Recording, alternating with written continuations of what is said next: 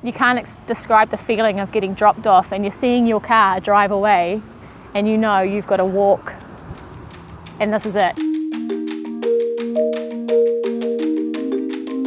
Day 1 of walking 3,000 kilometres on Te Araroa with our 4 children. We headed down from the start of the track and along the top of these cliffs. It was super windy, so we stayed single file. I googled the TA and what it was, and I was like, oh my goodness, this is like the adventure of a lifetime. And I remember sending Andrew a link and saying, we should do this with the kids one day. Here we are heading up the first sand dune that would kick our asses in a minute. We went through a really exposed area and got stuck in a sandstorm for 10 minutes. The first day we really started in a quite bad storm. It was horrendous wind and we ended up in a full-blown sideways sandstorm. Like you couldn't even see. And the kids are all crying and Elliot's sitting in between Andrew's legs and he starts blowing on his emergency whistle.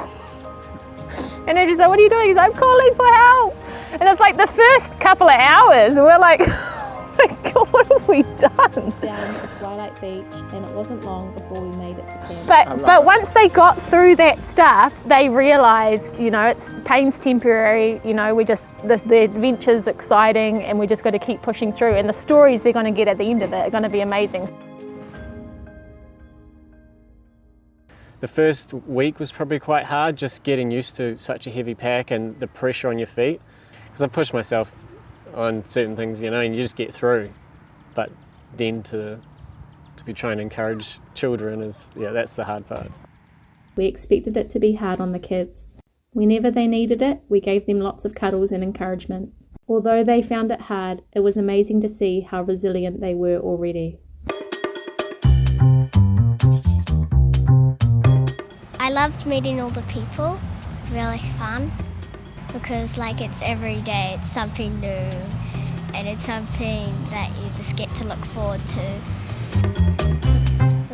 My favourite was the Overgoat Pass because that's where we met all the kia that tried to destroy our tent. And so at the end of each day, were you tired or were your legs aching? Tell me about... We weren't tired. Not tired at all? No, we'll still run around when we get to a hut. Yeah.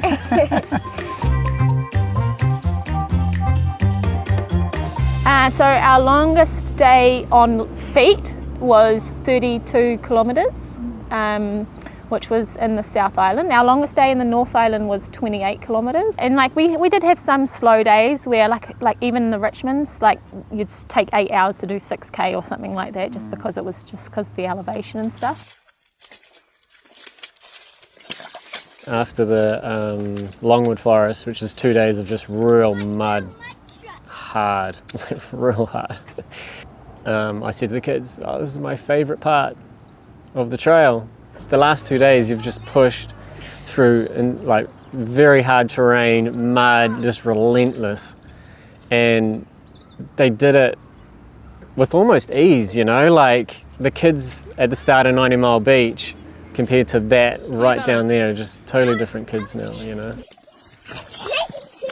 One of your stories, people at one point were mistaking you for Tom Phillips. Yeah, so we walked through Hamilton and we crossed this set of traffic lights, and I remember through the traffic lights I saw this lady kind of like go like, that's a family that needs reporting, and all of these cop cars just went whoosh, and they were coming from everywhere, and the cop that I think maybe one of them got out to start with and realised we weren't Tom Phillips. He had a big smile on his face and thought it was great.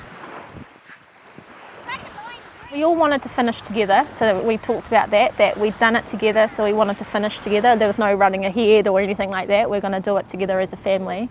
And then we got there and there was all of these tourists just wanting to get their photos, and we had to wait for like 3 or 4 minutes.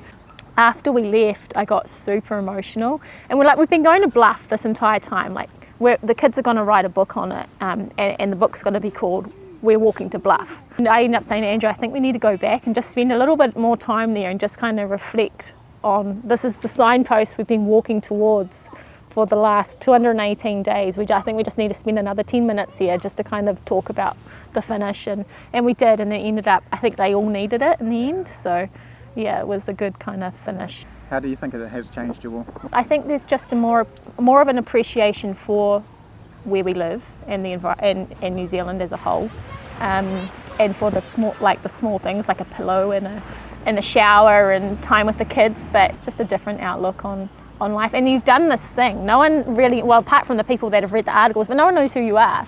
And you're just like this person that's done this really big thing and wandering around, and it's quite cool to have that